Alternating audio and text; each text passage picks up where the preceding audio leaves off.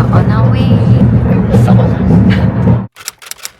Hello everyone, welcome back to another Oh Hey Jelly vlog. When you think of Uzbekistan, you probably picture ancient cities, stunning mosaics, and Silk Road history. But what you might not expect is just how good their trains are. Welcome to Uzbekistan Railways, one of Central Asia's most underrated train networks, where ancient cities meet modern tracks and centuries of history fly by your window at 250 km per hour. From ancient Bukhara to majestic Samarkand, and then to the capital city of Tashkent, this modern and efficient train network makes exploring Central Asia easier than you imagine. In this vlog, I'll take you through the online booking process, the differences in pricing between economy and business class tickets, and what you actually get for your money. And of course, we'll take you on a tour of the railway stations before going on board to explore the different cabins and experience the journey for yourselves. If you're planning a trip to Uzbekistan or just curious about how train travel works in the country, this is a video you won't want to miss.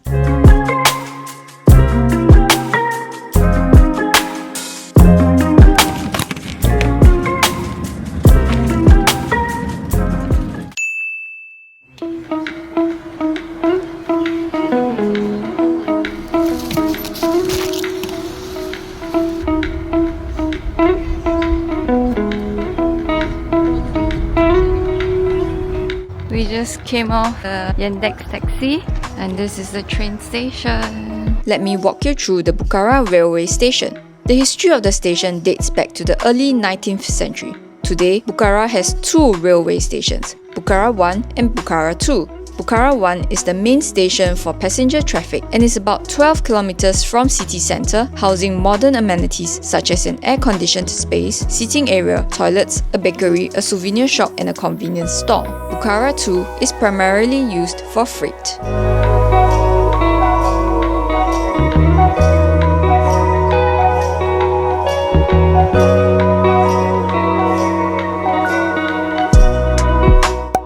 You can book your tickets via the Uzbekistan Railways official website. Before you start to do anything, do note that you will need to register for an account on the website. Tickets are available for purchase about 2 months before departure dates. Because we bought our tickets quite late, there weren't many choices left when it came to seats and departure timings. Payments-wise, we experienced some website slowness while waiting for their system to authenticate our credit card payments. It can be quite nerve-wracking watching the loading symbol spin endlessly on your screen, but just be patient. Wait for a few minutes and the page should load and show you the final booking details. An economy cabin ticket from Bukhara to Samarkand costs 196,000 som, which comes up to slightly less than 20 Sing dollars or USD 15. We bought business class tickets for a ride from Samarkand to Tashkent, and that cost us 396,000 som per pax, which is about 40 Sing dollars or 31 USD. The distance between Bukhara and Samarkand is 240 kilometers, while Samarkand to Tashkent is about 269 kilometers. There are various modes of transportation available to get you from point to point. However, the fastest way to travel is still by railroad, which takes approximately 1 hour 43 minutes and 2 hours 20 minutes respectively. For both routes, we boarded the recently launched high-speed train Afrosiyob. Afrosiyob is a train company that operates in Tashkent, Samarkand, Bukhara and Navoy. There is a security bag check at the train entrance and the train platform sits directly opposite through another door. There are waiting area seats, toilets and small shops on either side of the rectangular-shaped station.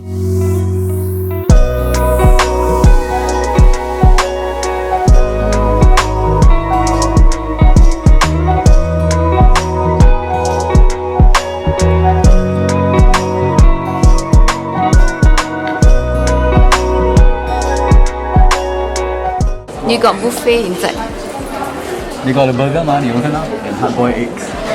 That's our croissant that we just bought from Safia, which is a bakery at the train station. Special mention to Safia Bakery, which we spotted at various locations including at malls, the Uzbekistan airport and other train stations. The chocolate croissant was delicious. We bought and tried it for the first time at Bukhara station, and the next time we managed to buy it was at the airport. Mr. P wants to do his massage, which is here. There's a massage chair. Mr. P loves his body massages wherever he goes, so it was a no-brainer that he wanted to try this.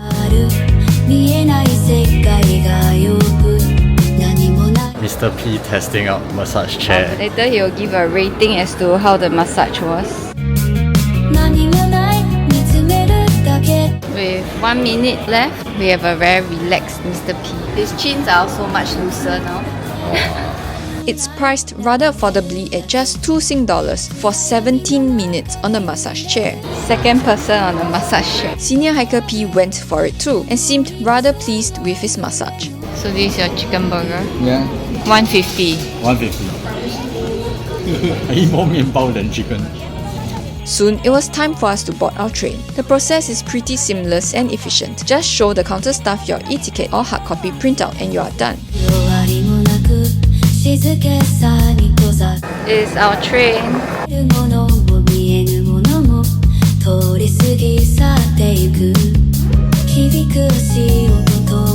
Cabin cars have clearly printed labels of economy or business on the exterior, so you can locate your cabin quite easily. Staff are also positioned at every door to the cabin, waiting to point you to the right cabin, seating zone, and to verify your boarding pass.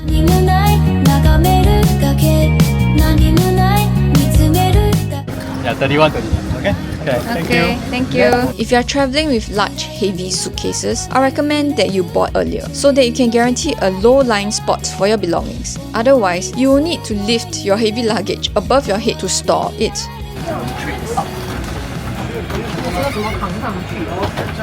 The common walkway is rather narrow, and economy cabin seats are in the 2-2 configuration.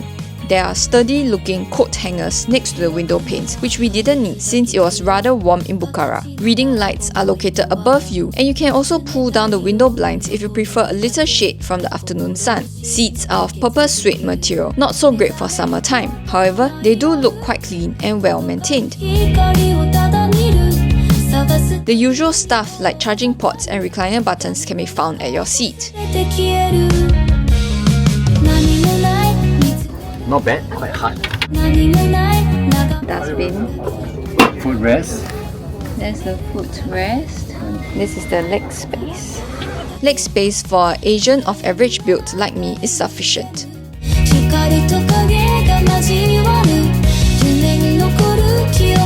The overhead bag rack is very spacious and great to store your backpacks or smaller suitcases.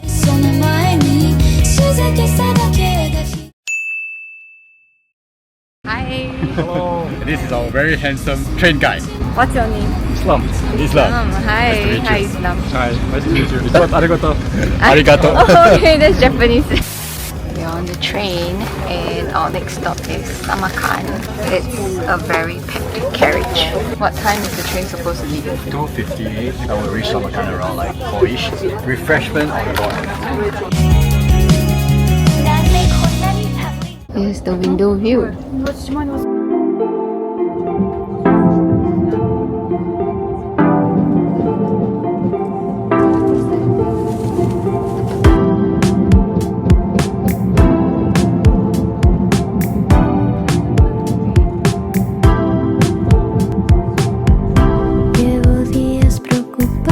Few moments later. The washroom is here. Alright. Push this out a little bit first. Alright, this is how the washroom looks like. It's just a simple little one. The ticket for economy seats does not come with any complimentary F&B. However, the food cart will come around for passengers to purchase sustenance from if required.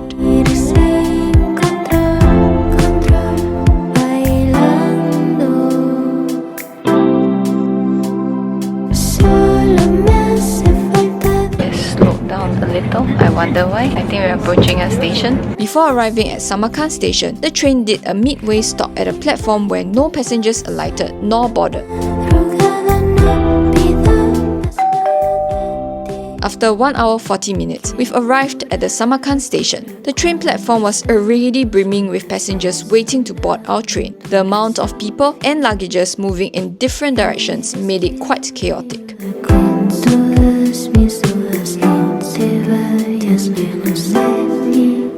In Samarkand, this is Samarkand station.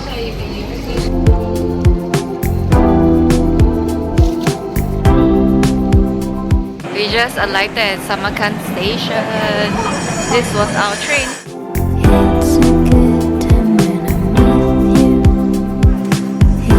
Platform was really crowded just now, with passengers waiting to board. Bye-bye.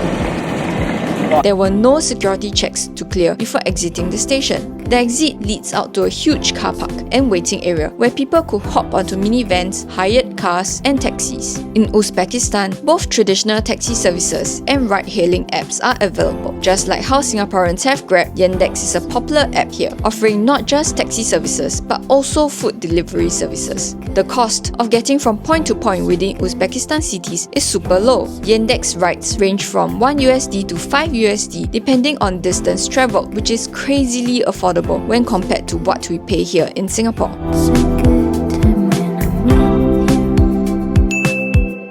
It's raining. Just passed through the security check here and heading into the train station to catch our train to Tashkent.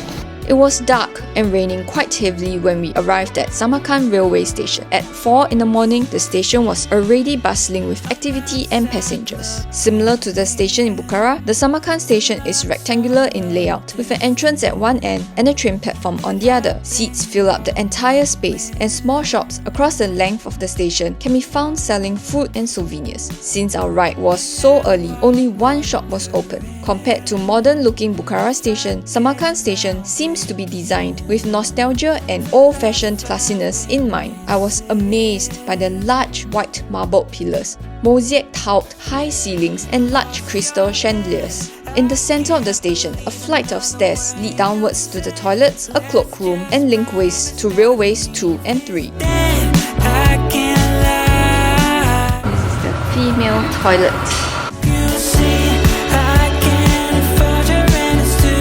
It was still raining heavily when it was finally time to board our train to Tashkent. This is the platform. There were no shelters at the platform, but because we wanted to film the train coming into the station, we had to brave it out.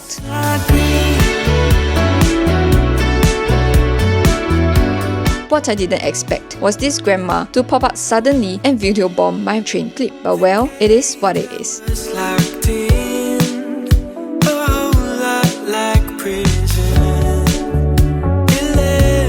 The rain made it slightly chilly to be outdoors, but we quickly found our business cabin and seats. 1 and 2, yeah. Okay. Careful. Sliding doors separating the cabins are touch sensor activated. Luggage space is the same as in economy cabins.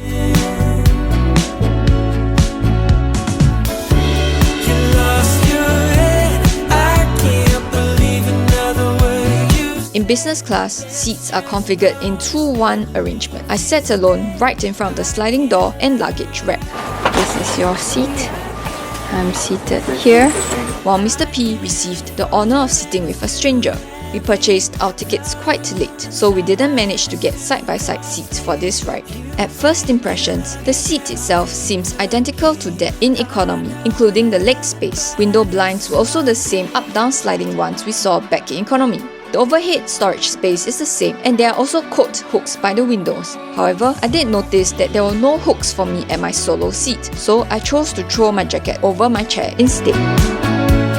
Because our train ride to Tashkent was so early and breakfast was not possible, our Samarkand hotel host packed some refreshments for us to bring along. There were slices of plain bread and packets of chocolate, biscuits and snacks. The bread was really hard and dry.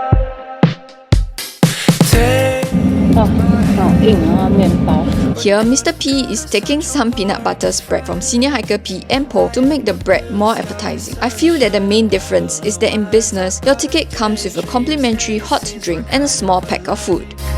Wave our hands at every single airplane in the sky. The pastries inside the small paper bag weren't fantastic though, so I'm not sure if I recommend upping your ticket price to sit in business, since economy is pretty great too.